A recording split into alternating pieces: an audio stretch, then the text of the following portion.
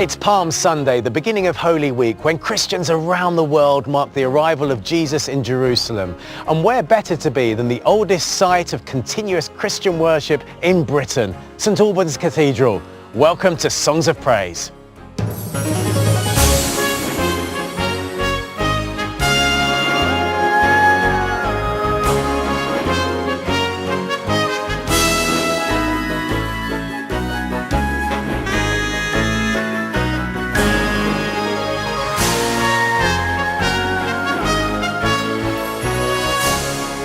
On the programme, we have hymns from the cathedral, and we hear the story of St Alban, Britain's first Christian martyr. Martyrdom is still a reality. There are still people being killed every day for their witness to Christ.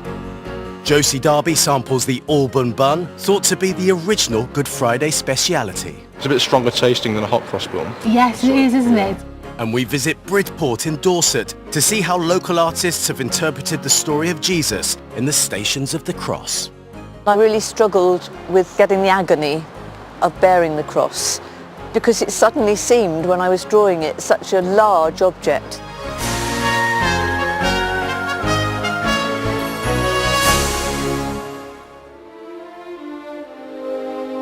St Albans Cathedral has the longest nave in the country by just 20 centimetres.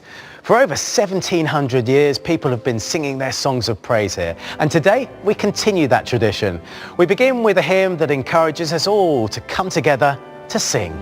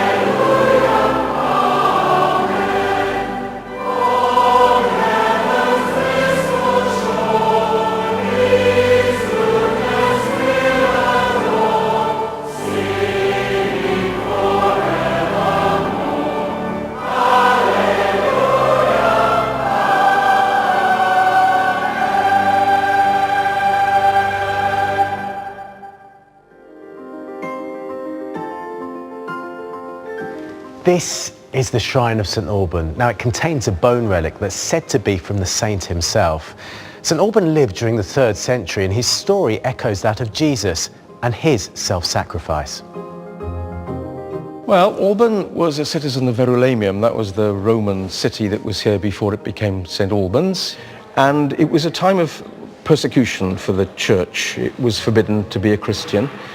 And Alban took in a Christian priest who was on the run. He was being hunted down. Alban wasn't a Christian, but he thought that this persecution was unjust. And while he was with the priest in his house, he learned the faith from him and himself became a Christian. So that when the soldiers eventually arrived for the priest, Alban changed clothes with him and was arrested instead of the priest, allowed the priest to escape. And so it was Alban who was dragged to trial, and he made his confession. I am Alban, I worship and adore the true and living God as a Christian, and that was enough to get him sentenced to death. St Alban isn't the only martyr honoured in the cathedral. They have 7 new statues dedicated to those who died for their faith. In the middle, of course, is Alban as our most important martyr.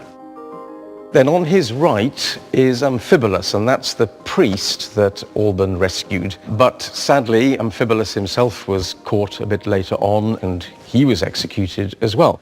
And then George Tankerfield, he's a Protestant martyr, and that's Alban Row. He was a Catholic priest who was imprisoned in the Abbey Gatehouse for preaching the Catholic faith. There are also 3 martyrs from the 20th century. St. Elizabeth of Russia, the German Lutheran Dietrich Bonhoeffer, and the most recent being Archbishop Oscar Romero. He was the Archbishop of El Salvador. He was a great champion for the poor and for social justice. And so he angered the fascist government in El Salvador, and they arranged for him to be shot as he celebrated Mass in 1980. And they're all carrying palms, which is significant for Palm Sunday. Oh, the palms are an ancient sign of victory.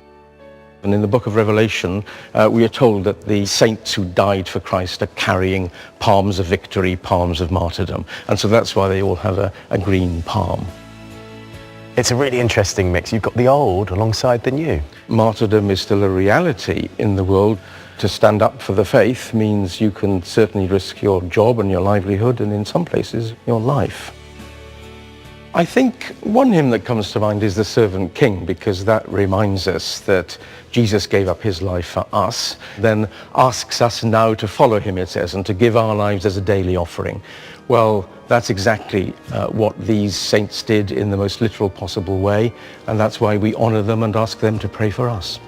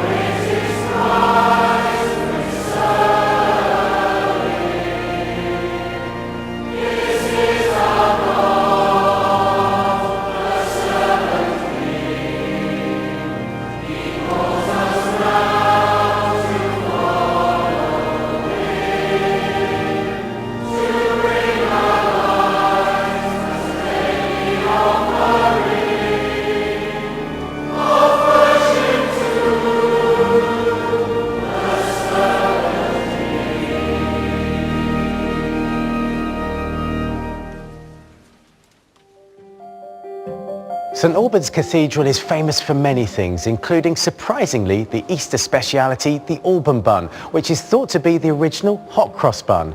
Josie Darby came to find out the secret recipe. Stephen, hi. Hi, nice to meet you. And you as well. So why are we meeting here?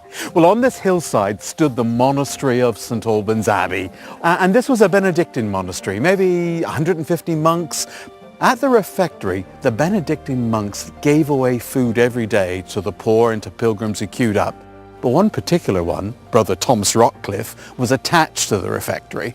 And on a day that we think was Good Friday, 1361, Brother Thomas invented a bun, spiced and marked with the sign of the cross, something to give away to the pilgrims and the poor, to teach them a little bit about the Easter story. And it was also an act of kindness on this special day of the year. Wow, I love a hot cross bun. I'd love to taste its forebear. Can we go and try some? Yes, go and try some. Come on. The secret recipe has been passed down and it's now served throughout Lent in the Cathedral Cafe. So these are Alban buns.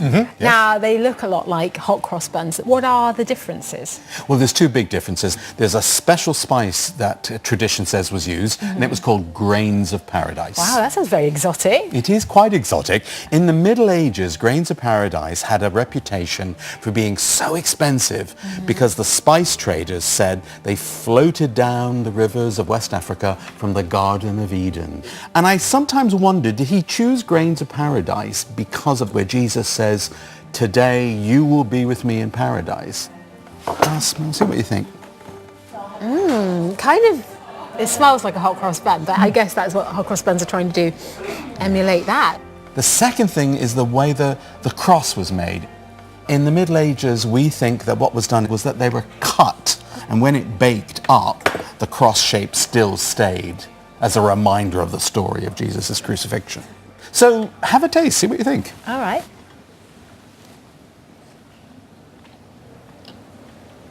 It's actually not as sweet as a hot cross bun. The sweetness is coming from the fruit, but I actually prefer it. Me too. I think it's a more interesting bun. In the tradition of Brother Thomas, Stephen and I went to offer the buns to today's cathedral visitors to see what they thought. Excuse me, ladies. Can I interest you in some Alban bun? It's spicy. Is it clove? Yeah. Originally, it was made as a way of welcoming pilgrims to the cathedral. Where are you from? We're from Sydney, Australia. Wow, welcome. Thank you. Nice and spicy. As a St Albans resident, I didn't know this until about a year or so ago. And as a resident, do you know the secret recipe? No. Really? Well, they seem to have gone down well, even with the younger visitors. I like it.